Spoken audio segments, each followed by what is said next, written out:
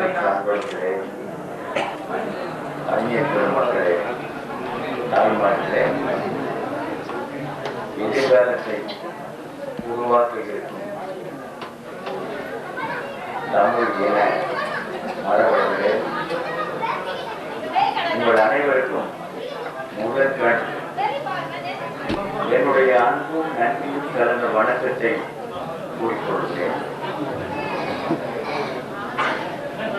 இங்கே நடைபெற இருக்கின்ற இந்த திருமணம்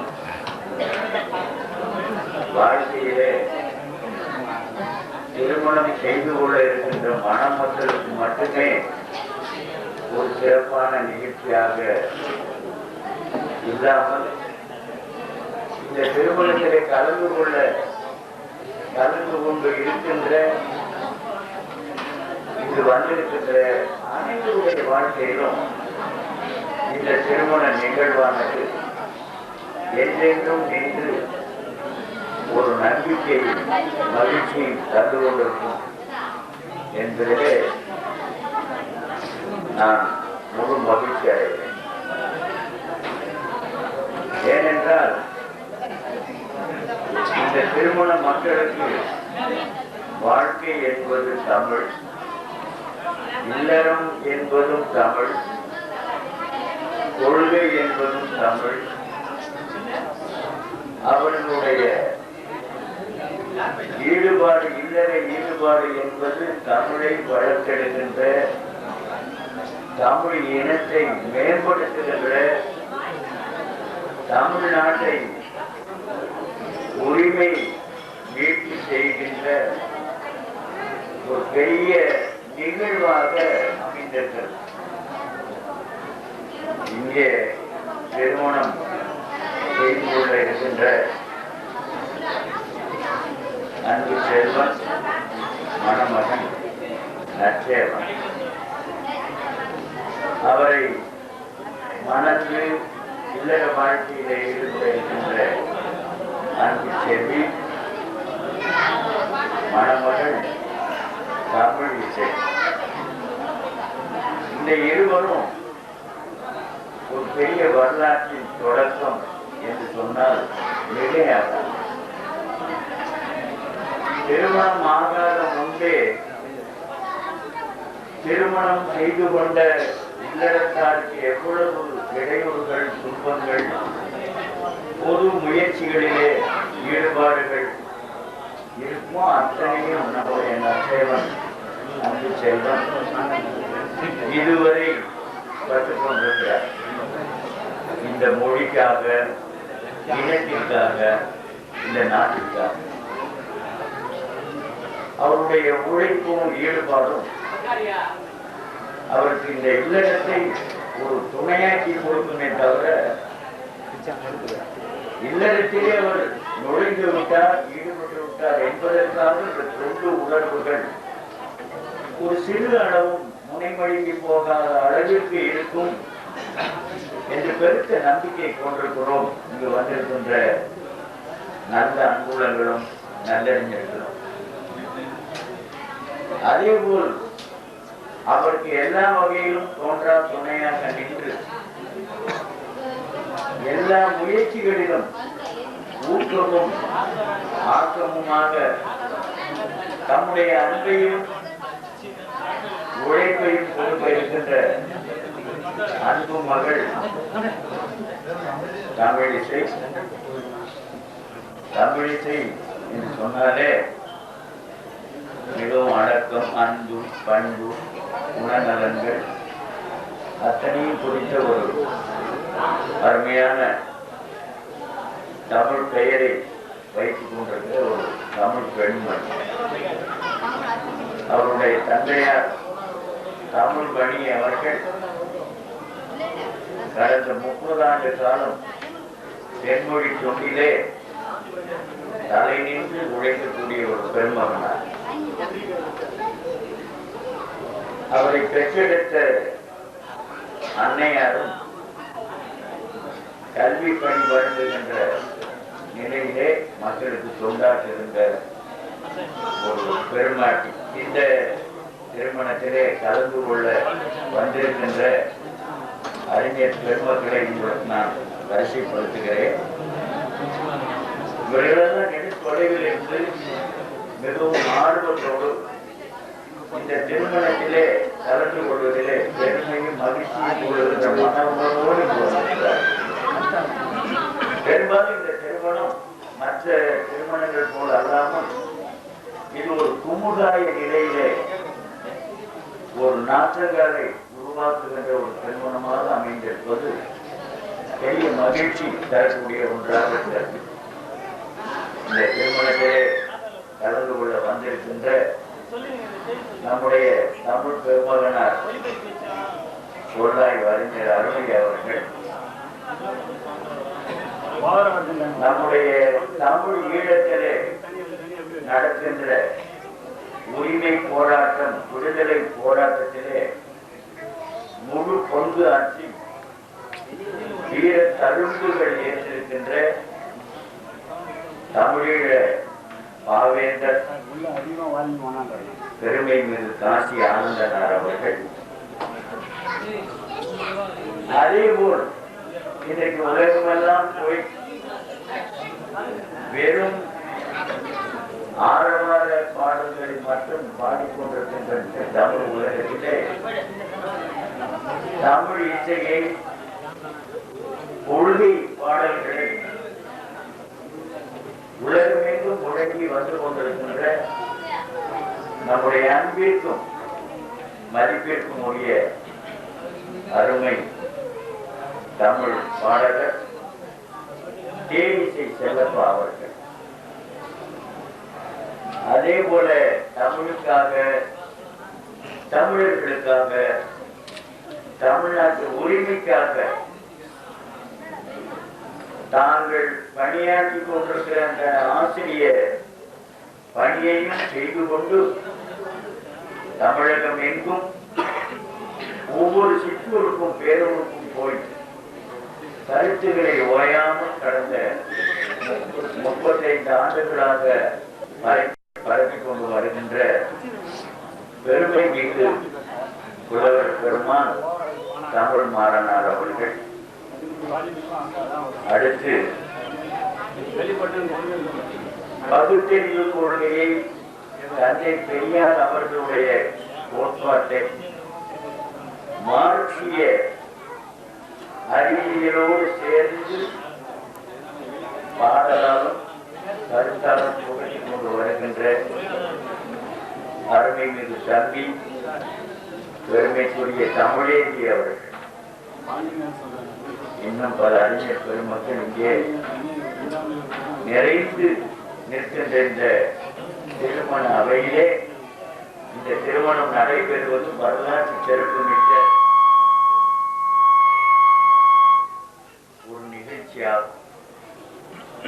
எனவேதான் உங்களை எல்லாம் மீண்டும் மீண்டும் நான் மகிழ்ச்சியோடும் மனநிறைவோடும் இது நம்முடைய குடும்ப திருமணம் என்கின்ற வகையிலே மிகவும் அன்போடும் ஆர்வத்தோடும் நானே வரவேற்று முன்மொழிய வேண்டி இருக்கிறது என்பதை நினைக்கிற பொழுது அதுவும் எனக்கு மகிழ்ச்சியாகவும் பெருமையாகவும் இருக்கிறது. பெரியவர்களே, தாய்மார்களே, திருமணம் என்பது வாழ்க்கையிலே ஒவ்வொருவருடைய வாழ்க்கையிலும் கட்டாயம் நிகழ்ந்து கொண்டிருக்கிற நிகழ வேண்டிய ஒரு சிறப்பான நிகழ்ச்சி. திருமணம் இல்லாமல் ஒருவர் இருந்து இருக்க முடியாது என்பதில்லை. வரலாற்றிலே பேரறிஞர்கள் சிலர், பொதுவான தன்மையிலே இயங்குகின்ற பலர் திருமணம் இல்லாமலே இருக்கின்றார்கள். அவர்கள் எல்லாம் ஒரு கொள்கை நோக்கத்திற்காக தங்களுடைய வாழ்க்கையை திருமண வாழ்க்கையாக செய்து கொள்ளாமல் பொது வாழ்க்கையாகவே ஆக்கிக் கொண்டிருக்கிறார்கள் என்பதை நாம் பல செய்திகள், நூல்கள், வரலாறுகள் வழியாக உணர்வோம். ஆனால் அறம் என்று தமிழிலே குறிக்கப்பெறுகின்ற ஒரு சொல்லுக்கு பொது நல உணர்வு என்று தமிழிலே சிறப்பான ஒரு பொருள் இருக்கிறது. பொதுநல உணர்வைத்தான் தமிழர் அறம் என்று சொன்னார்கள். அன்பும் அறனும் என்று சொல்லுகிற பொழுது அன்பு குடும்பத்திற்கும் அறம் பொது மக்களுக்கும் இந்த ஊருக்கும் உலகத்திற்கும் நாட்டிற்கும் மொழிக்கும் செய்ய வேண்டிய ஒரு உணர்வாக வள்ளுவர் பெருமான் குறிப்பார். ஒவ்வொருவருடைய வாழ்க்கையிலும் இரு கூறுகள், அதாவது தாங்கள் வாழ வேண்டும் என்கின்ற எண்ணம், தாங்கள் பிறருக்காகவும் வாழ வேண்டும், உழைக்க வேண்டும் என்கின்ற பொது நல உணர்வு, இந்த இரண்டு உணர்வுகளும் ஒவ்வொருவருடைய வாழ்க்கையில் இருக்க வேண்டும். தமிழர் வாழ்க்கை அப்படி அமைந்தது. எனவே அத்தகைய பெருமைக்கு ஒரு இனத்திலே நாம் ஒருவராக இன்றைக்கு கடந்து இந்த தமிழ் இனத்தினுடைய நிலையை நினைத்து பார்க்கிற பொழுது நமக்கு வெட்கமாகவும் வருத்தமாகவும் துயரமாகவும் ஒரு நிறைவற்ற ஒரு நிலையிலும் இருக்கிறது என்று சொன்னால் நம்முடைய வரலாறு விழுந்து போன அந்த நிலையை எண்ணி பார்க்கின்ற ஒரு தேவையை அது உருவாக்குகிறது. தமிழ் இனம் மிக பழமையான இனம். தமிழ் மொழி மிக பழமையான மொழி. மற்ற உலக மொழிகள் எல்லாம் இதுவரை ஏறத்தாழ 6000க்கும் மேற்பட்ட மொழிகள் தோன்றி, மொழிகள் என்று சொன்னால் பேச்சு வழக்கு, எழுத்து வழக்கு, இலக்கண வழக்கு, இலக்கிய வழக்கு அனைத்தும் அடங்கிய தன்மையிலே தோன்றி வளர்ந்த மொழிகள் கூட ஏறத்தாழ 6000 மொழிகள். அதிலே குறிப்பிடத்தகுந்ததாக குறிப்பிடப்படுகின்ற மொழிகள் ஏறத்தாழ 3000 மொழிகள். அதிலே மிகச்சிறந்த மொழிகளாக ஒரு 10-12 மொழிகளை சொல்லலாம். அந்த மொழிகளுக்குள்ளே மிகவும் பழமையும் பெருமையும் சிறப்பும் ஆற்றலும் வாய்ந்த தன்மையுடைய மொழியாக நாம் பேசுகின்ற இன்றைக்கு பேசிக் கொண்டிருக்கிற தமிழ் மொழியானது இருக்கிறது என்று சொன்னால் தமிழர்கள் மிக பழமையானவர்கள். ஏறத்தாழ 50,000 ஆண்டுகளுக்கு முன் தோன்றிய இந்த தமிழ் மொழி ஒரு பெரிய பேரினத்தினுடைய தாய்மொழியாக இருக்கிறது. அந்த மொழியை நாம் பேசுகின்ற மக்கள் என்று சொல்லுகிற பொழுது மிகவும் நமக்கு உயர்ச்சியும் சிறப்பும் பெருமையும் உண்டு. நாம சொல்லிக் கொள்வதில்லை. உலகத்திலே இருக்கின்ற பேச்சின அறிஞர்கள், மொழி அறிஞர்கள், வரலாற்று அறிஞர்கள் அந்த சிறப்பை நமக்கு தருகிறார்கள். அப்படிப்பட்ட ஒரு தாய்மொழி அமைந்த ஒரு இனத்திலே நாம் பிறந்திருக்கின்றோம். அது ஒரு பெருமை மிக்க ஒரு தோற்றம். ஆனால் அதை நினைக்கிற போது இன்னொன்றையும் நினைக்க வேண்டிய ஒரு அவலத்துக்கு நாம் ஆளாகியிருக்கிறோம். என்ன அது? இன்றைக்கு தமிழர் என்று சொன்னால் இவர் யாரை சொல்லுகிறார்? நம்மை சொல்லுகிறாரா, வேறு யாரையார் சொல்லுகிறாரா? நாமெல்லாம் தமிழர் தானா? தமிழ் பேசுகிறவர்கள் எல்லாரும் தமிழர்கள் ஆகிவிட முடியுமா என்றெல்லாம் பார்த்தால் அது ஒரு பெரிய வீழ்ச்சி வரலாறு அதற்கு பின்னணியாக இருக்கும். நமக்கு தெரிய வரும். இன்றைக்கு நாம் தமிழர்கள் என்று சொல்லிக் கொள்வது இல்லை.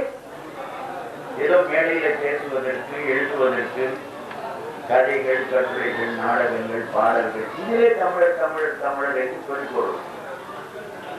ஆனால் இன்றைக்கு தமிழர் என்று நாம் உள்ளத்தளவாக நினைப்பதில்லை. என்ன நினைக்கிறோம்? அதற்கு எதிரான ஒரு கூரை நினைக்கிறோம்.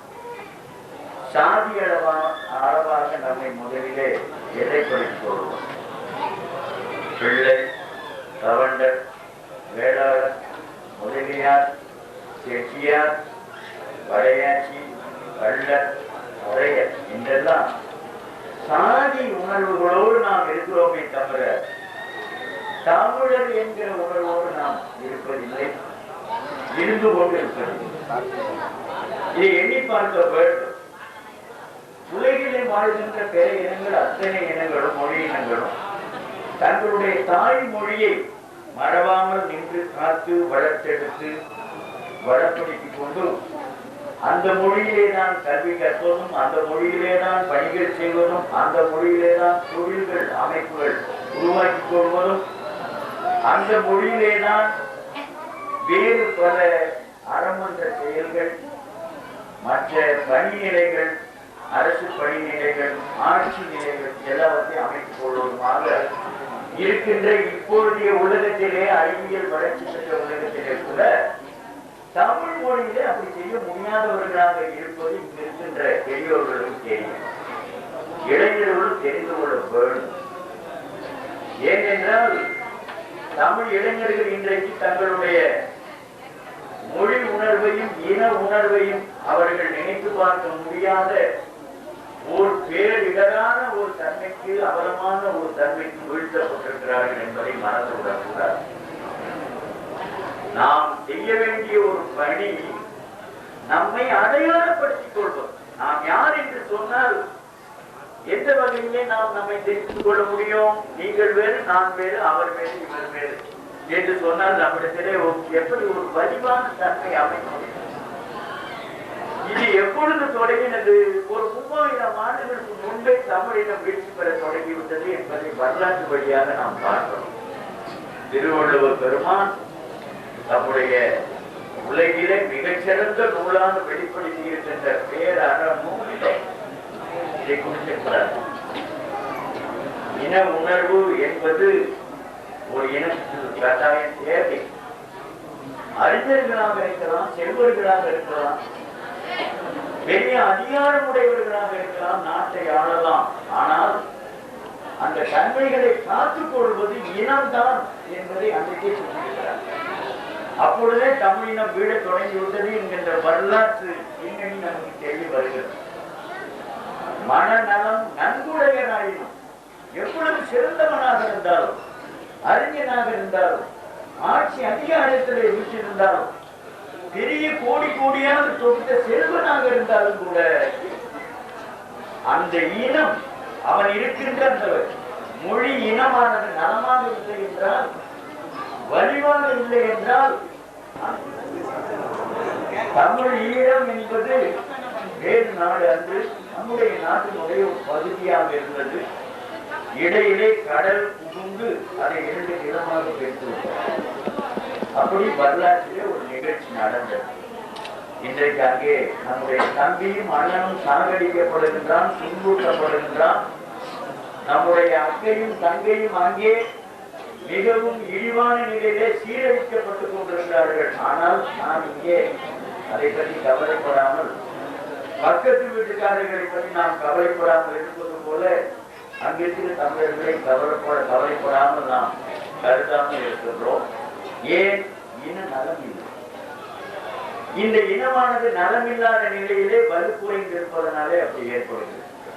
இந்த உணர்வுகளை இங்கே வீற்றிருக்கின்ற மணமக்கள் விளங்கிக் கொண்டுதான் தங்களுடைய வாழ்க்கை என்பது இந்த இன நலத்தை மீட்டெடுக்கின்ற ஒரு பெரிய கொள்கைக்காக ஈடுபடுத்தப்படுகின்ற ஒரு வாழ்க்கை அமைப்பாக இருக்க வேண்டும் என்று கருதித்தான் அவர்கள் இளவர்களாக இருக்கிற பொழுதே, ஏறத்தாழ 10-15 ஆண்டுகளுக்கு முன்பேயே கூட குழந்தையாக இருக்கின்ற பருவத்திலிருந்து அந்த கருவிலே, துருவிலே, அந்த ரத்தத்திலே இந்த உணர்வு தோய்ந்து வளர்ந்தவர்களாக இங்கே இருக்கிறார். எனவே மற்ற திருமண மக்களுக்கு இவர்களுக்கு பெருத்த வேறுபாடு, ஒரு லட்சியம், ஒரு கொள்கை உடையவர்கள் அவர்கள்.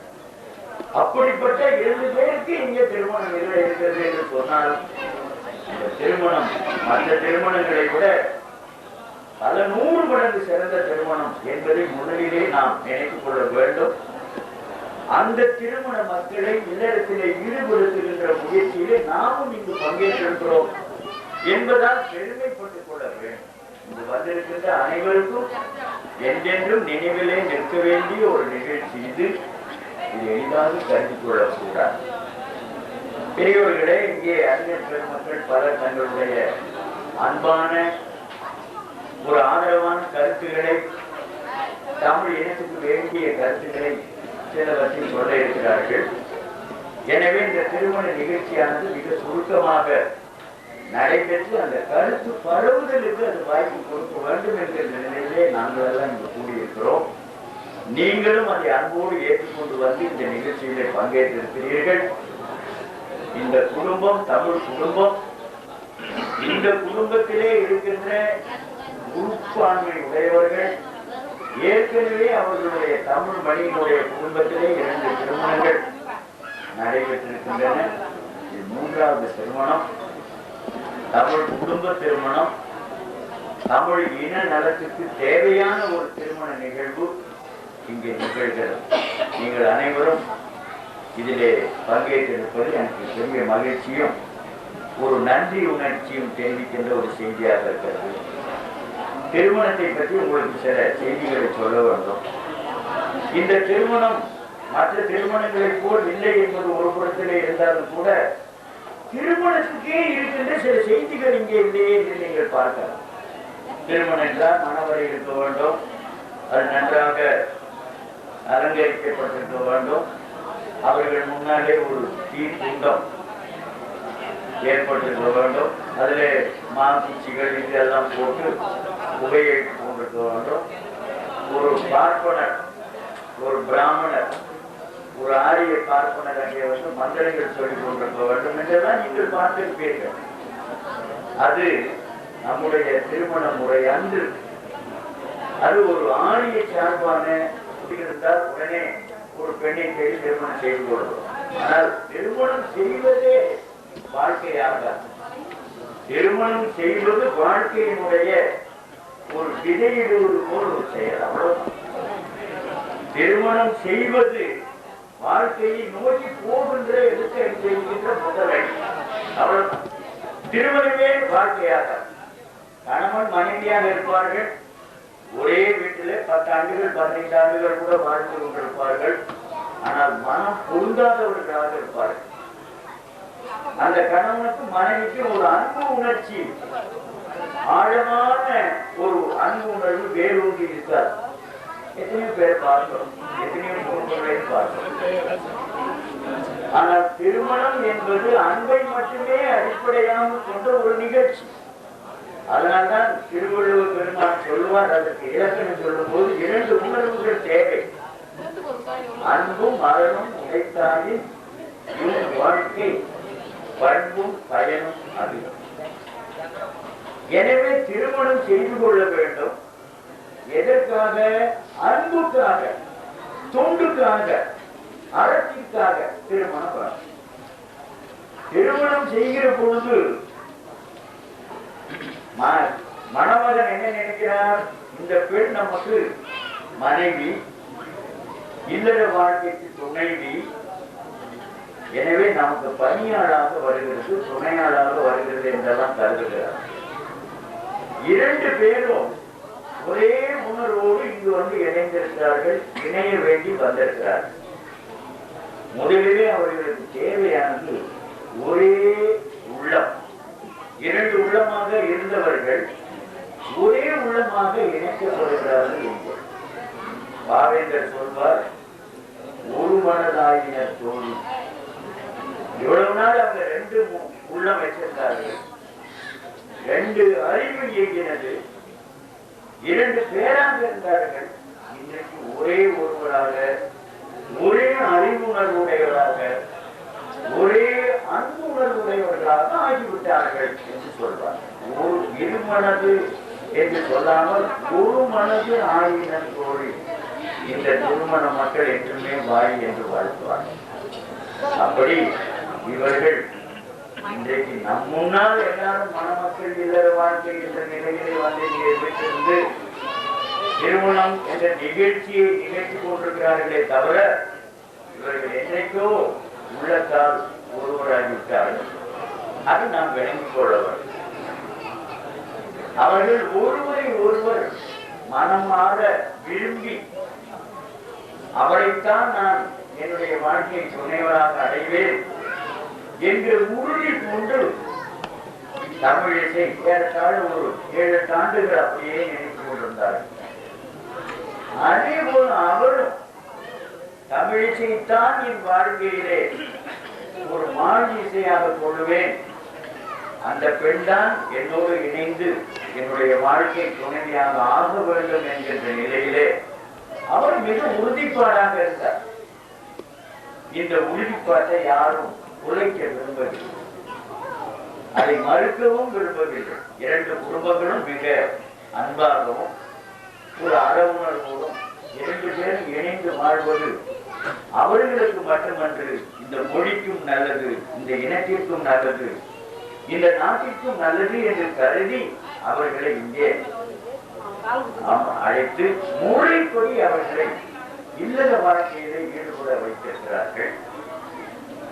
எனவே அவர்கள் இருவரும் கழக இலக்கியத்திலே சொல்லப்படுவது போல தம்முளே உணர்ந்த தாம் ஒரு உணர்ச்சியை என்று ஒரு புலவர் குறிப்பிடுவார். தங்களுக்குள்ளே தாங்களே இணைந்து கொண்டவர்கள் இன்றைக்கு 2 பேராக நாம் கண்முன்னாக இருக்கிறார்களே தவிர ஒருவருடைய உள்ளத்திலே இன்னொருவர் வீட்டிருக்கின்ற அந்த தன்மை நீண்ட காலமாக நடந்து முடிந்துவிட்டது. இன்றைக்கு ஒரே இல்லத்திலே வாழப்போகிறார்கள். அவர் உள்ளத்திலே வாழ்ந்து இருக்கிறவர்களுக்கு ஒரு இல்லத்தை அமைத்துக் கொடுத்து இதிலே வாழ்க்கையை செய்யுங்கள் என்று சொல்லுகிற அளவுக்கு நாம் இந்த நிகழ்ச்சியை அமைத்திருக்கிறோம். இதில் சிறப்பாக தெரிந்து கொள்ள வேண்டியது ஒரு பெண்ணுக்கு யார் கணவராக வர முடியும் என்று ஒரு இலக்கணம் தமிழ் இலக்கியத்திலே ஒரு இடத்திலே சொல்லப்பட்டது. யார் ஒரு கணவனுக்கு என்ன தகுதி வேண்டும்? 3 தகுதிகள் வேண்டும் என்று அந்த பாட்டு சொல்லுது. என்ன தகுதி? ஆண் எழில் அண்ணல். ஆண் எழில் அண்ணலோடு அறிஞ்சுரம் முக்கிய மார் இழை மணவரன் என்று பெண்ணையும் ஆணையும் சொல்கிறார். ஆண்மை இருக்கவன் முதல்ல ஒரு இல்லறத்தை அமைத்துக் கொள்ளுகிற ஒரு மணமகனுக்கு, ஒரு இளைஞனுக்கு ஆண் மகனாக இருக்கவன். ஆண்மை என்ற என்ன? பல செய்திகள் அதிலே இருக்கின்றன. வாழ்க்கையினுடைய அடித்தளம் அதுதான். ஆண்மை என்று சொன்னால் எதை இழுக்காக நீங்கள் கருதி கொள்ளக்கூடாது. ஆளுமை, அட்மினிஸ்ட்ரேஷன், குடும்பத்தை ஆளுகிற தன்மை, ஒரு பெண்ணை தன்னுடைய வாழ்க்கை துணைவியாக ஏற்றுக்கொண்டு அவளுடைய மகிழ்ச்சி இன்ப துன்பங்களிலே பங்கேற்று அவளை வாழ்விக்கின்ற ஒரு பெரிய வீரத்தன்மை, அவர்கள் இருவருடைய வாழ்க்கை மற்றவர்களுடைய வாழ்க்கையோடு இருந்து இயங்குகிற பொழுது ஏற்படுகின்ற இடர்பாடுகள், எதிர்ப்புகள், இவற்றையெல்லாம் எதிர்த்து நீச்சலிடுகிற வன்மை, வீர உணர்வு, இதெல்லாம் தேவை. அடுத்தது அந்த பெண்ணுக்கு அவரை பார்த்தா கண்ணுக்கு குளிர்ச்சியா இருக்கவன். அவர் கருப்பா இருந்தாலும் அது தெரியாது, அழகுதான் தெரியும். அந்த முக வடிவம் உள்ளத்தினுடைய வடிவம். முகத்திலே நாம் ஒரு அழகு பண்ணி கொடுக்கிறோமே, அதெல்லாம் முகத்திலே இருக்கிற அழகு அல்ல, அகத்திலே இருக்கிற அழகு. உங்களுக்கு தெரியும், அகத்தின் அழகு முகத்தில் தெரியும் என்றெல்லாம் பழமொழி சொல்லுவீர்கள். எனவே உள்ளம் நன்றாக இருக்கிற பொழுது முகமும் அழகாக இருக்கும். உள்ளம் கொஞ்சம் நன்றாக இல்லாமல் இருந்தால் முகமும் தெளிவா இருக்காது, அழகாகவும் இருக்காது. பார்த்திருக்கிறோம் பல பேர் முகத்தை இருளடைந்து போயிருக்கும், ஏதோ சுருக்கி வந்தேன் போல. எனவே நம்முடைய நற்சேவன் என்கிறவர் வெறும் தேவனா இருந்தா அது அழகா இருக்கார், நல்ல தேவனா இருக்கிறார். அதனால ஒழுக்கத்திலே சிறந்தவர், பண்பிலே சிறந்தவர், அன்பிலே சிறந்தவர், கொள்கையிலே சிறந்தவர், வாழ்க்கையிலே மிக சிறந்தவர், நேர்மையானவர், உண்மையானவர், ஒழுக்கமானவர். அதை பார்க்கிறது மிக கடினம். இந்த காலத்தில் எல்லாம் தான் இருக்கிறார்கள். பல எதிர்களை கொண்டிருப்பார்கள் பெரும்பாலான ஆண்கள் அப்படின்னு. எனவே ஆண்மை எழுந்து அண்ணன் சொல்கிறார். அண்ணன்னா அருள், அருள் உள்ள இருக்க வேண்டும். அன்புள்ள மட்டுமல்ல அருள் உள்ளமே இருக்க வேண்டும் சொல்வார். ஆண் என்ன அருள் உள்ளோம்? அவருடைய கடமை என்பது அன்பின் அடிப்படையிலே அமைவது. பெற்றோர்களை காக்க வேண்டும், உறவினர்களை எல்லாம் அணைத்து கொண்டு போக வேண்டும், மனைவியை தன் துணையாக அமைத்துக் கொள்ள வேண்டும், ஒரு வேலைக்கான பெண்ணு போல நினைக்க கூடாது, தனக்கு இணையான மதிப்பை, அதிகாரத்தை, ஆட்சியை எடுத்து கொடுக்க வேண்டும். அதனால்தான் திருவள்ளுவர் சொல்வார் வாழ்க்கை துணை என்று சொல்வார். மற்ற எந்த புலவரும் அப்படி சொல்லவில்லை.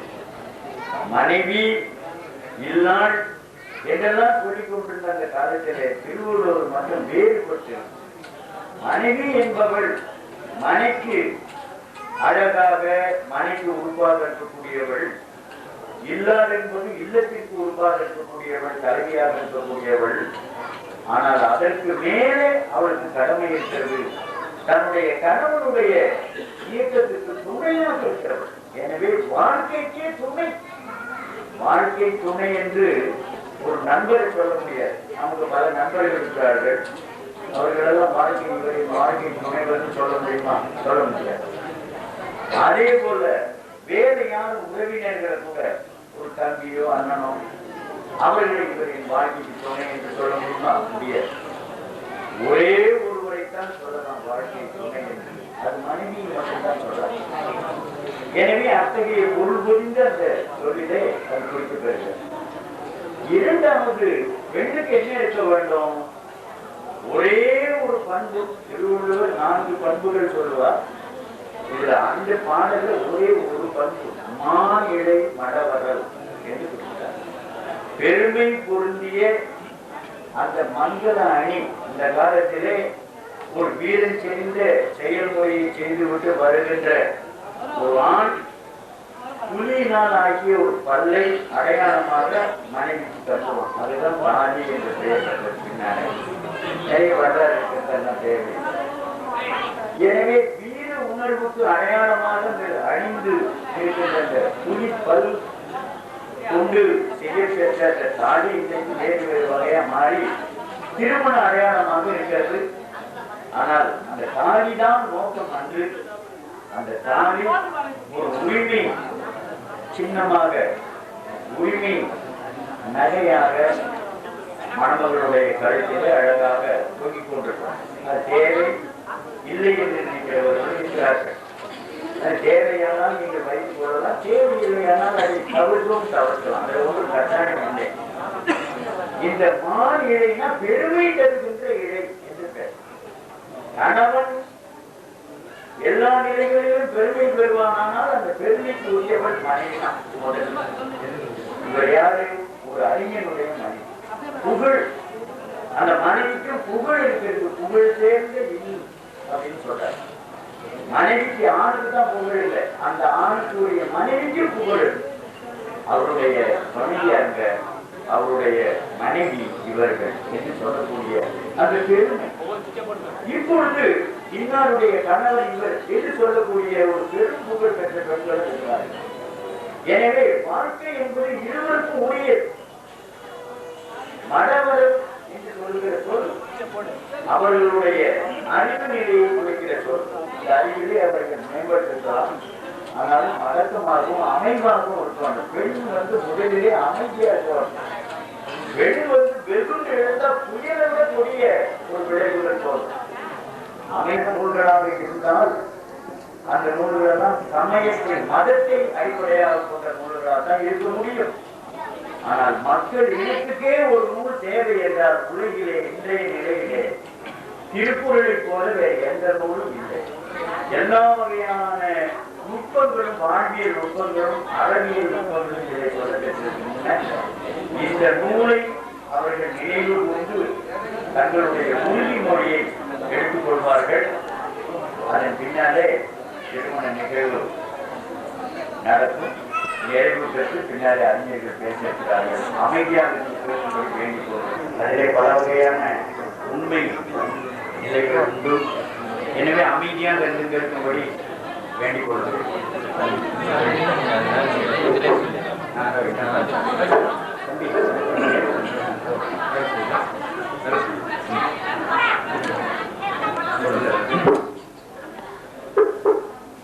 எல்லாம் வல்ல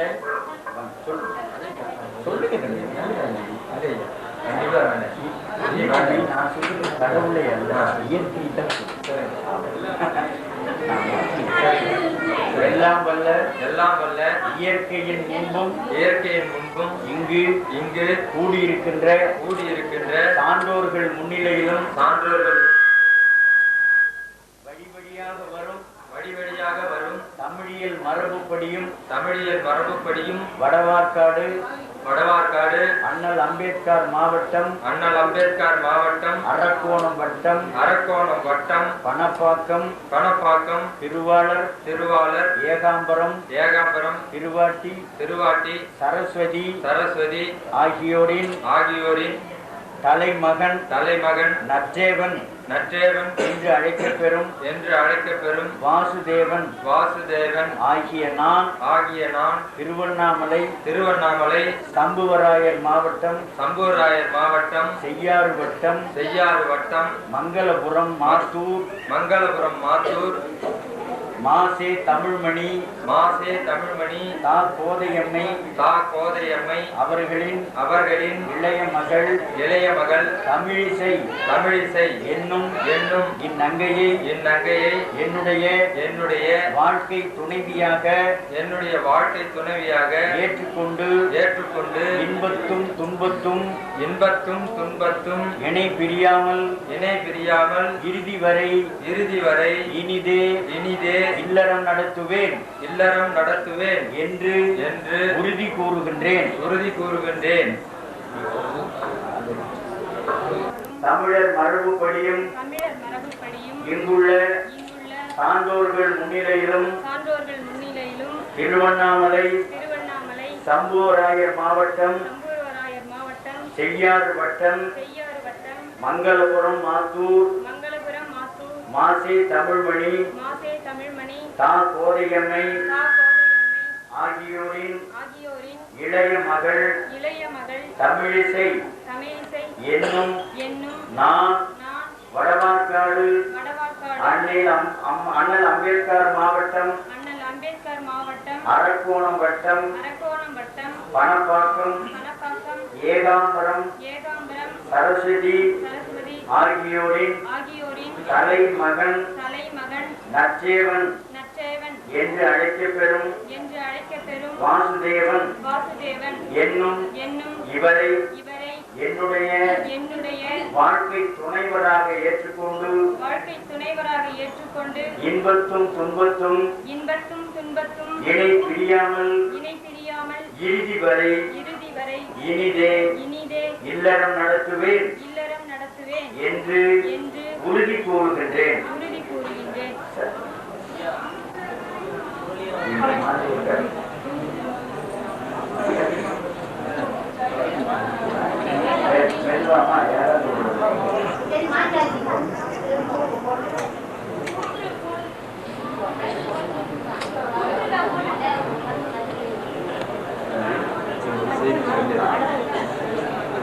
அன்பார்ந்த பெரியோர்களே, இந்த மங்கள நான் என்னுடைய தந்தை தாய் அவர்களின் மன நிறைவுக்காக மட்டுமே இதை கட்டுகிறேன்.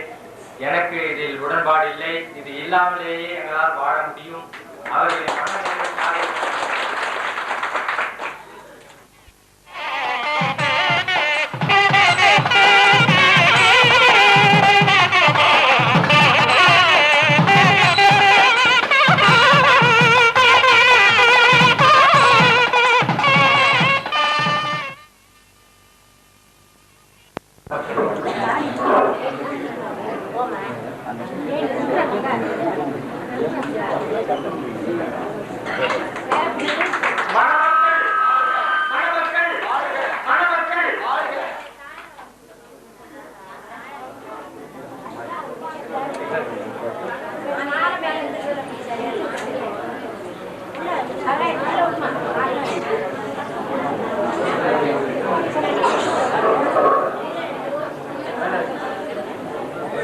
பெரியவர்களே, உங்களுடைய நல்வாழ்த்துகளுக்கு இடையிலே நம்முடைய பெருமைக்குரிய தமிழிசை அவர்களின் திருமண நிகழ்வு மிக சுருக்கமாகவும் மிகவும் 700 ஆண்டுகளுக்கு முன்பே தொல்காப்பியத்திலே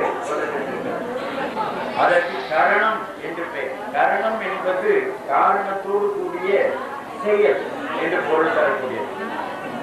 கற்பென பொழுது கரணமோடு புணர என்று சொல்வார். நாமெல்லாம் இங்கு கூடியிருக்கிறது ஒரு செயல் காரணத்தோடு. அதே போல அவர்களை மணமக்களாக அமர்ந்து இருக்கும்படி செய்தது அப்பொரு செயல். இப்ப நான் அந்த திருமணத்தை உறுதிமொழி கூறி அதை எல்லார் முன்னிலையிலும் ஏன் இப்படிப்பட்ட நிகழ்வுகள் பொது மன்றங்களிலே நிகழ வேண்டும் என்று சொன்னால், தனியாக அவர்கள் சேர்ந்து கொண்டால் அது ஒரு பெருமைக்குரிய வாழ்க்கையாக கருதப்பட மாட்டார். ஏனென்றால் உலகத்தோடு நாம் ஒற்ற மொழிகள், அதுதான் சிறப்பு பண்பு. அப்படி இல்லையானால் அது ஒரு படிக்கக்கூடியதாக இருக்கும் என்பது திருவள்ளுவருடைய கருத்து. அதாவது எந்த நிலையிலும் அது படிக்கக்கூடியதாக இருக்கக்கூடாது என்று சொல்றார். எனவே உங்களுடைய முன்னிலையிலே முழு வாழ்வோடு நம்முடைய மணமக்கள் நன்மேவன் தமிழிசை திருமணம் நடைபெற்றது. இதிலே அவர் வழக்கை புறத்திலே அமர்ந்திருக்கிறார். நற்சேவனுக்கு வழக்கை போல் இருந்து அந்த இல்லத்தை நடத்துவதிலே துணை நிற்க வேண்டும் என்கின்ற ஒரு கருத்தை அவர் உணர வேண்டும், நாமும் அறிந்து கொள்ள வேண்டும் என்பதற்காக அப்படி மாற்றி அமைத்து வைக்கப்பட்டிருக்கிறார். சில பேருக்கு பசிக்கலாம், எனவே உணவு இங்கே சற்று அணியமாக இருக்கலாம். ஆனால் நாம் இங்கு ஒன்று போடுவது மிக அரிதான செய்யலாம். எல்லாரும் ஒன்றா பல இடங்களில் இருந்து வந்து கருத்தோடு செயலை செய்வது மிக கடினமாக. எனவே இன்னும் கொஞ்ச நேரம் ஒரு 4 மணி நேரம் 1/2 மணி நேரம் நீங்கள் பொறுத்துக்கொள்ள வேண்டும். 2 அணியினர் இங்கே வாழ்க்கை செய்திருக்கிறார்கள், அவர்களும் வாழ்த்தலாம். ஏனென்றால் நற்சேவனை பொறுத்த அளவிலே அவருக்கு தமிழ்நாடு முழுவதும் நிறைய அன்பர்கள் இருக்கிறார்கள். ஒரு கொள்கையாளனுடைய வெற்றி அதுதான். ஒரு பெரிய செல்வனுக்கு தமிழ்நாடு முழுவதும் நிறைய அன்பர்கள் இருக்கிறார்கள் சொல்ல முடியாது. அதே போல அதிகாரியாக இருக்கிறவங்க அங்கேயே பல பேர் எதிரிகளாக இருப்பார்கள். ஆனா ஒரு கொள்கையாளர், ஒரு லட்சியவாதி, ஒரு உயர்ந்த தொண்டர், அவனுக்கு உலகம் முழுவதும் அவனை நினைக்கின்ற அன்புள்ளங்கள் ஏராளமாக இருக்கும். அதுதான் அவனுடைய வெற்றி. எனவே அவரை வாழ்த்துவதற்கு நெடும் தொலைவில் இருந்தெல்லாம் வந்திருக்கிறார்கள். இவை எங்கேனும் மனத்திலே இருக்கப்பட வேண்டியவை என்கிற குறிப்பையும் கூறி இந்த திருமண விழாவை நிறைவுற செய்ய இருக்கின்றோம். இங்கே அறிஞர் பெருமக்கள் பேசுகிற போது பரவலான கருத்துக்களை திருமண தொடர்பாகவும் வாழ்க்கை தொடர்பாகவும் சொன்னார். அவர்களுக்கெல்லாம் பல கோணங்களிலே பல வகையான நோக்கங்களை அடிப்படையாக கொண்டு இயங்குகின்ற வாழ்க்கை தான் ஒவ்வொருவருக்கு இருந்து கொண்டிருக்கிறதுனால அந்த கருத்துக்களை அவர்கள் வழியாக வெளிப்படுகின்ற முறையிலே சொல்லிக்காட்டினார். வாழ்க்கை என்பது என்ன என்பதை பற்றி நாம் சிந்திக்க வேண்டும். வாழ்க்கையிலே பல கூறுகள் இருக்கின்றன. அந்த கூறுகளிலே ஒரு கூறு போராட்டம், உரிமை பெறுவது, மகிழ்வாக இருப்பது, உலக மக்களை எல்லாம் அணைத்து கொண்டு போவது, இனத்தோடு ஒட்டி இருப்பது, இதெல்லாம் பல கூறுகள். உடலிலே இருக்கின்ற உறுப்புகளிலே எந்த உறுப்பு நமக்கு மிகவும் தேவை என்று எண்ணி பார்த்தால் ஒரு சில உறுப்புகளை நாம் அதனுடைய பயன்களை தெரிந்து கொள்ளாமல் கூட இருக்கிற ஒரு நிலை ஒன்று உண்டு இருக்கிறது. அக உறுப்புகள் பெரும்பாலும் நம்முடைய இயக்கத்துக்கு தெரியப்படுவதில்லை. அதுபோல இல்லறம் என்று சொன்னால் அது எப்படி இருக்க வேண்டும் என்று நாம் எண்ணி பார்க்க வேண்டும். ஒரு ஆங்கிலத்திலே ஒரு பழமொழி உண்டு, a man can drive a horse to the water but 20 cannot make it to drink it ன்னு சொல்றோம். ஒரு குதிரையை ஒருவன் நீர் நிலைக்கு அழைத்து செல்ல முடியும். ஆனால் 20 பேர் சேர்ந்தாலும் அந்த குதிரையை தண்ணீர் குடிக்கும்படி செய்துவிட முடியாது என்று அந்த பழமொழி சொல்றது. வாழ்க்கை என்பது நாம் சொல்லி தெரிந்து கொள்ளக்கூடியது அன்று அவரவர்களாக செய்து கொள்ளுகிற முயற்சி. அந்த முயற்சிகளுடைய ஒரு தொகுப்பு தான் வாழ்க்கை. ஒவ்வொருவருடைய வாழ்க்கை, ஒருவருடைய வாழ்க்கையிலே சில உணர்வுகள் கூடியிருக்கும், இன்னொருவருடைய வாழ்க்கையிலே வேறு சில உணர்வுகள் குறைந்திருக்கும். எனவே வாழ்க்கையை மதிப்பிடுவது பிறர் அல்ல, அவர்கள் தான். தங்களுடைய வாழ்க்கை எப்படி இருக்கிறது என்று அவர்கள் எவ்வாறு கருதி கொள்கிறார்களோ அதனுடைய சிறப்பு நிலைகளை பொறுத்துதான் வாழ்க்கையினுடைய வெற்றி. மிக நுட்பமானது. அது இயற்கையினுடைய ஒரு அமைப்பு நிலை. அது நாம் எல்லாம் பல கூறுகளை புறத்தே இருந்து காணலாம், மதிப்பிடலாம், ஈடுபடலாம். நம்முடைய தமிழியல் முறைப்படி வாழ்க்கை எப்படி நம்முடைய சான்றோர்கள் அமைத்திருக்கிறார்கள் என்று சொல்வதை மட்டும் உங்களுக்கு சொல்லி இதை எல்லாரும் மனசில் எடுத்துக்கொள்ள வேண்டும். ஏனென்றால் தமிழ் மாறன் அவர்கள் பேசுகிற பொழுது வாழ்க்கையை ஒரு போராட்ட களமாக வைத்துக் கொள்ள வேண்டும் என்கிற உணர்வை மேம்படுத்தி சொன்னார்கள். நம்முடைய நச்சம் அப்படிப்பட்டதான். வாழ்க்கை போராட்ட களமாக இருக்கலாம், ஆனா இல்லறவியல் போராட்ட களமாக இருக்கக்கூடாது. அந்த போராட்ட களத்துக்குரிய கருவிச்சாலை போல் இருக்க வேண்டும் இல்லறம் என்பது. கருவிகள் இங்கு ஆக்கப்பட வேண்டும். அந்த கருவிகளை வெளியே பயன்படுத்துகிற பொழுது நம்முடைய இன நல முயற்சிகளுக்காக ஒரு போராட்ட வாழ்க்கையை நாம் வாழ வேண்டும். மனைவி இடத்திலே போராடி கொண்டிருக்க கூடாது. எதிரி இடத்திலே போராடுகின்ற தேவையை குடும்பத்துக்குள்ளே வைத்துக் கொள்ளக்கூடாது. குடும்பம் என்பது இருவரையும் வலியூட்டிக் கொள்ளுகிற ஒரு அறச்சாலை, கருத்து சாலை, உணர்வு ஏற்ற மருந்துகள் நிறைந்திருக்கின்ற ஒரு சாலை, மருந்து சாலை என்று கருதி கொள்ளலாம். நம்முடைய சான்றோர்கள் ஒரு மாந்தனை தனிப்பட ஆராய்ந்தார்கள். அவனிடத்திலே 3 வகையான உணர்வுகள் இருப்பதை அவர்கள் பார்த்தார்கள். ஒன்று அவனுடைய மன உணர்வு. மன உணர்வுக்கு தகுந்தபடி அவன் வாழ்கிறான். தன்னுடைய மனைவி, மக்கள், உற்றார், பெற்றார், உறவினர், சுற்றம், ஊர் எல்லாவற்றையும் இணைந்து பார்க்கின்ற ஒரு அன்பு உணர்வு அவனிடத்திலே இருக்கிறது. எனவே மனம் வழி வாழ்க்கை என்கிற ஒரு வாழ்க்கை அமைப்பு எப்படி இருக்கிறது என்றால், எல்லாரையும் இணைத்துக் கொள்ளுகிற, அணைத்துக் கொள்ளுகிற, எல்லாரோடும் கலந்து உறவாடுகின்ற அன்பு வாழ்க்கையாக இருக்கிறது. அந்த அன்பு வாழ்க்கை என்பது தேவை. அன்பு இல்லையானா வறண்டு இருக்கும், மனம் வளம் இருக்காது. அதே போல அன்பின் அடிப்படையில் தான் வீரமும் பிறக்கிறது என்று அவர்கள் மதிப்பிட்டார்கள். அறத்திற்கே அன்பு சார்ப என்ப அறியார் மரத்திற்கும் மகிழே துணை என்று திருவள்ளுவர் பெருமான் சொல்வார். வீரத்திற்கும் அன்புதான் அடிப்படை. இன்றைக்கு பிரபாகரனுடைய வீரம் உலகிலேயே தலை சிறந்த ஒரு வீரமாக ஆற்றலாக மதிக்கப்படுகிறது என்று சொன்னால், அவன் இந்த இனத்தின் மேல் வைத்த அன்புதான் அந்த வீரத்தை உருவாக்கி கொண்டது. அந்த நிலத்தின் மேல் வைத்த பற்றுதான், அன்புதான் அவனுக்கு வீரத்தை புகட்டியது. நம்முடைய மக்கள் அடிமை மக்களாக இருக்கிறார்கள். அவர்கள் எதிரிடத்திலே பல வகையான சிதைவுகளுக்கு ஆளாகி இருக்கிறார்கள். அவர்களை அந்த துன்பங்களில் இருந்து மீட்க வேண்டும் என்று அவன் மக்கள் மேல் கொண்ட அன்புதான் அந்த நிலத்தை அடிமை நிலையிலிருந்து மீட்க வேண்டும் என்று அந்த நிலத்தின் மேல் கொண்ட அன்புதான் வீரமாக மலர்ந்திருக்கிறது. அன்பு பிழை இல்லாம, கலங்கள் இல்லாம, கசண்டு இல்லாமல் இருக்கிறது. அதே போல வீரமும் அப்படி இருக்கிறது.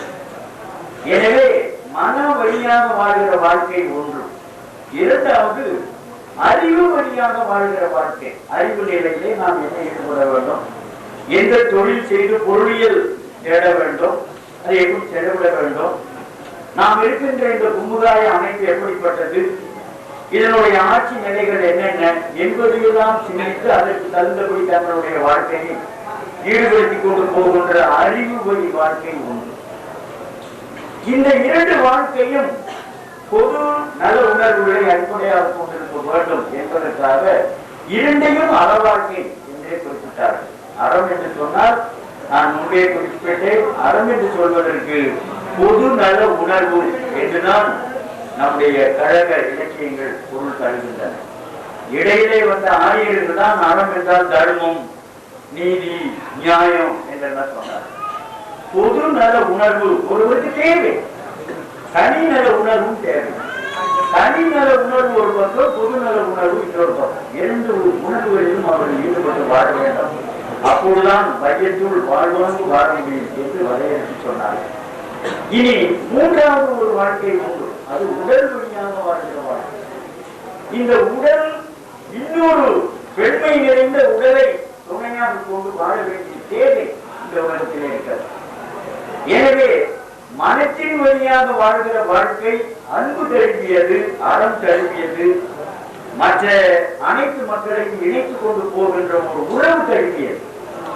அறிவு வழியாக வாழ்கின்ற வாழ்க்கை பொருளியல் தழுவியது, அரசியல் தழுவியது, உலகியல் தழுவியது. உடல் வழியாக வாழ்கின்ற வாழ்க்கை ஆணுக்கும் பெண்ணுக்கும் அமைந்திருக்கின்ற இன்ப வாழ்க்கை. இந்த 3 கூறுகளையும் அவர்கள் உணர்ந்து கண்டுதான் அறம், பொருள், இன்பம் என்று 3 கூறுகளாக வாழ்க்கை பிரிவுகளை ஆக்கினார்கள். நீங்கள் ஒன்றை கருதி கொள்ள வேண்டும். பெரும்பாலும் நம்முடைய இக்கால உணர்வுடைய இளைஞர்கள் அறிஞர்கள் நம்முடைய தமிழ் வாழ்க்கையை, தமிழியல் வாழ்க்கை பொருள் நிலையை சில நிலைகளில் தவறாக மதிப்பிட்டுக் கொள்வார்களோ என்று கூட நான் நினைக்க வேண்டியிருக்கிறது. அதற்காகத்தான் திருக்குறளுக்கு உண்மையான உரை ஒன்று செய்ய வேண்டும் என்கின்ற நோக்கத்திலே செய்து கொண்டிருக்கிறேன்.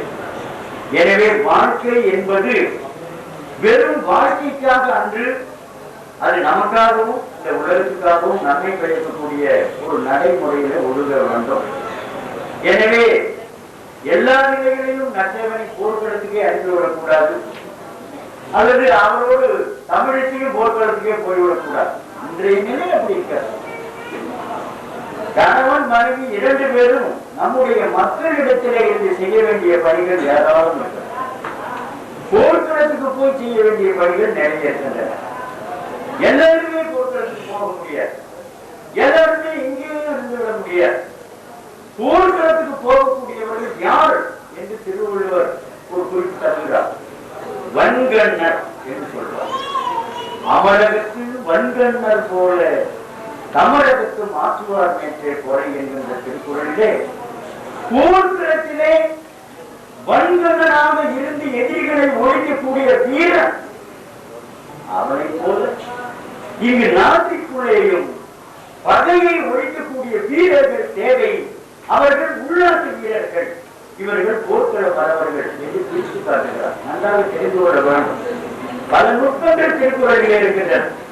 அமரருக்கு வன்கண்ணர், வன்கண்ணர் என்றால் நாம சும்மா வெள்ள கண் முன்னால கொண்டு போனாலே அப்படியே அந்த கண்ணாடி இமைத்து கொள்ளும் மூடிக்கொள்ளும். வேறையே கண் முன்னால கொண்டு போனாலும் இமைத்துக் கொள்ளாத வீரர்கள் தான் வன்கண்ணர். வன்கண்ணை என்பது யாருக்கும் அஞ்சாத வீரம். அந்த போர்க்களத்திலே யாருக்கும் அஞ்சாத வீரர்கள் எப்படி படைக்களத்தின் முன்னின்று போரிடுவார்களோ அதுபோல் இங்கு அமரகம் என்று சொன்னவர் தமிழகம் என்று சொல்கிறார். நம்முடைய நாட்டிற்குள்ளே பல வகையான தொண்டுகள், பொது உணர்வுகள், போராட்டங்கள் செய்ய வேண்டியிருக்கும். அதற்கும் அப்படிப்பட்ட வீரர்கள் தேவை என்று திருவள்ளுவர் அழகாக அந்த காலத்திலே வேறு எந்த உலக அறிஞனும் நினைத்து பார்க்க முடியாத அளவிற்கு மாணவியலை காட்டுவார். எனவே அந்த நிலையிலே ஈடுபடுகின்ற நம்முடைய இன நல மரவர் நம்முடைய நச்சேவன் அவர்கள். அதே போல இன நல மரத்தி தமிழிசை நான் பெருமைக்காக சொல்ல வேண்டும் என்பதற்காக அன்று அது நான் கொஞ்சம் மிகைப்படுத்தி சொல்வதாக நீங்களும் கருத்து கொள்ள வேண்டும் என்பதற்காக அன்று நான் அப்படி மிகைப்படுத்தி சொல்லுவதாக அவர்களே நினைத்தாலும் கூட அந்த நிலை அவர்களுக்கு தேவை என்று கருதி கொள்ள வேண்டும். நாம் அப்படி ஆக வேண்டும். எல்லா நிலைகளிலும் நாம் நமக்காக போரிட்டுக் கொள்ளாமல், நமக்காக சில தர்க்கங்களை செய்து கொள்ளாமல், மக்களுக்காக மக்கள் முன்னின்று இருவரும் ஆற்றுகின்ற அந்த பணி நிலையை நான் எண்ணி பார்க்கிறேன். எதிர்காலத்திலே அவர்களுடைய வாழ்க்கை அத்தகைய வாழ்க்கையாக அமைந்து இந்த இன மக்களுக்கு பயன்பட வேண்டும் என்று கேட்டுக்கொள்கிறேன், வாழ்த்திக் கொள்கிறேன். எனவே திருமண மக்களை நீங்கள் இல்லறத்திலே ஈடுபடுங்கள் என்று நாம் சொல்வது எளிது. ஆனால் வாழ்ந்து காட்டப் போவது அவர்கள்தான். அது அவர்களுடைய அறிவையும் உணர்வையும் இந்த இனத்தினுடைய நலத்தையும் சார்ந்து நிற்பது. அவர்கள் இல்லற வாழ்க்கையிலே கணவனும் மனைவியுமாக இருக்க வேண்டும். பொது வாழ்க்கையிலே 2 மரபுகளாக இருந்து போரிட வேண்டும். அந்த நிலைக்கு அவர்கள் பக்குவப்படுத்தப்பட்டிருக்கிறார்கள். அவர்கள் பயிற்சி பெற்றிருக்கிறார்கள். அதற்கு காரணம் அவர்கள் வளர்ந்து நிற்கின்ற குடும்பங்கள், அவர்களுக்கு பின்னணியாக அமைந்த குடும்பங்களிலே அத்தகைய உணர்வுகள் சிறு அகமைப்போலிருந்து கூட்டப்பட்டிருக்கிறது. நம்முடைய தமிழிசையை சிறு குழந்தையிலிருந்தே எனக்கு தெரியும். அதே போல கடந்த 10-15 ஆண்டுகளாக நான் சேவன் நன்றாக தெரியும். அந்த அளவிலே இருவரும் இல்லறத்துக்கு தகுதி உடையவர்களாக எப்படி இருக்கிறார்களோ அதே போல் அவர்களுக்கு இட்ட பணி காத்து கிடக்கிறது. பொது நிலைக்கு இந்த தமிழின மக்களுக்கு செய்ய வேண்டிய பொது பணி அவர்களுக்கு முன்னே நிற்கிறது. அந்த பணியை எந்த நிலையிலும் அவர்கள் தவிர்க்க கூடாது, தவிர்க்க மாட்டார்கள். அதிலே பெரிய நம்பிக்கை எனக்கு உண்டு. அந்த பணி செய்து அறமும் மரமும் சூழ வாழ்ந்து வையகத்து வாழ்வாங்கு வாழ்ந்து பிறருக்கு எடுத்துக்காட்டாக அவர்கள் விளங்க வேண்டும். அப்படிப்பட்ட வீர மக்களை அவர்கள் பெற்று இந்த உலகத்துக்கு தர வேண்டும். அவர்கள் பெற இருக்கின்ற குழந்தைகள் அவர்களை விட மேம்பட்டவர்களாக இருக்க வேண்டும். ஏனென்றால் திருவள்ளுவருடைய விருப்பம் என்ன என்று சொன்னால், தந்தை அறிவாளியா இருப்பான், மகன் ஒரு முழுக்கட்டையா இருப்பான். திருவள்ளுவர் அப்படி சொல்லல, அறிவறிந்த மக்கள் பெற வேண்டும் என்று சொல்வார். இன்னும் சொன்னால் தந்தையை விட அறிவுடையவனாக இருக்க வேண்டும் என்று சொல்வார். தம்மின் தம்மக்கு அறிவுடையவன். சரி, தந்தையை விட அறிவுடையவனாக இருந்து என்ன பண்ணுகிறது என்று சொன்னால், தந்தை தன்னுடைய குடும்பத்துக்காக மட்டும் அந்த அறிவை பயன்படுத்தினான். ஆனால் அவருடைய மகன் இந்த உலகத்துக்காக அந்த அறிவை பயன்படுத்த வேண்டும் என்று திருவள்ளுவர் சொல்லுவார். எவ்வளவு பொது உணர்வு அவருடைய உள்ளத்திலே அன்றைக்கே ஊன்றியிருக்கிறது பாருங்கள். வேறு எந்த உலக இனமும் விழிப்பு பெறாத அளவிலே தங்களுடைய மக்களை கூட இந்த உலக நலம் கருதித்தான் பெற்றெடுக்க வேண்டும், இந்த உலகத்துக்கு பயன்படுகிற அளவுதான் வளர்க்க வேண்டும் என்று சொல்லுகிற நிலை எங்கே? இன்றைக்கு நாம் கல்விக்கூடங்களிலே கொண்டு போய் பொறியியல் கல்லூரியிலும் மருத்துவக் கல்லூரியிலும் என் பையன் தான் எங்களை எல்லாம் காப்பாற்றுவான், அவன் வந்துதான் இதெல்லாம் சம்பாதிச்சு வீடு கட்டுவான், பெரிய வளமனை கட்டுவான், அப்பொழுதுதான் வாழ்க்கை நன்றா இருக்கணும். நாம எதிர்கால கனவு கண்டு கொண்டிருக்கிற நிலை எங்கே? நம்முடைய மக்கள் உலகத்துக்கு பயன்பட வேண்டும். உனக்கு அன்று உன்னுடைய குடும்பத்துக்காக நீ வைத்துக் கொள்ளாதே, அவனை வளர்க்காதே, அவனை கல்வி கற்க வைக்காதே, இந்த உலகத்துக்கு தூக்கி தொழு. இந்த உலகம் நலம் பெற வேண்டும், இந்த இனம் நலம் பெற வேண்டும் என்று 2300 ஆண்டுகளுக்கு முன்பு சிந்தித்தது மீசை யாரும் சிந்தித்ததாக வரலாற்றிலே இல்லை. எனவே பெரியவர்களே, இந்த திருமண நிகழ்வு உண்மையாகவே அறிஞர்கள், ஆர்வலர்கள், தொண்டு பெருமக்கள், உறவோர்கள், அறவோர்கள் அனைவரும் சேர்ந்து வாழ்த்தி மகிழக்கூடிய ஒரு திருமண நிகழ்வாக இருக்கிறது. இது வெறும் திருமணம் மட்டுமன்று, அடுத்த தலைமுறைக்கு வழிகாட்டுதலாக இருக்கின்ற 2 பேரை ஒன்றாக இணைந்து செல்லும்படி நாம் வாழ்க்கை அனுப்புகின்ற ஒரு செயலாக நற்செயலாக இருக்கிறது. எனவே நற்செயலுக்கும் நம்முடைய தமிழை செய்யும் அதிகம் நான் சொல்ல வேண்டியது. இன்னைக்கு எதுக்கப்பா அதிகமா சொல்லிக் கொண்டிருக்கிறீங்க, நாங்களே செய்வோம், உங்களையெல்லாம் பார்த்துத்தான் நாங்கள் அப்படி ஈடுபடுவோம் என்றெல்லாம் அவர்கள் நினைப்பது தெரிகிறது. பெரியவர்களே, இந்த திருமண நிகழ்ச்சி நம்முடைய வாழ்க்கையிலே ஒரு குறிப்பிடத்தகுந்த நிகழ்ச்சியாக அமைந்திருக்கிறது. அனைவரும் அவர்களை நீங்கள் நெஞ்சார வாழ்த்தி எதிர்கால தமிழ் இன மேம்பாட்டிற்கு உழைக்கும்படி அவர்களுக்கு ஒரு அறவுரை, அறிவுரை, செல்வுரை, வீர உரை கூறி அவர்களுடைய வாழ்க்கை நன்றாக நடைபெற வேண்டும் என்று அன்போடு எண்ணுங்கள். எண்ணியபடி அது நடக்கும்.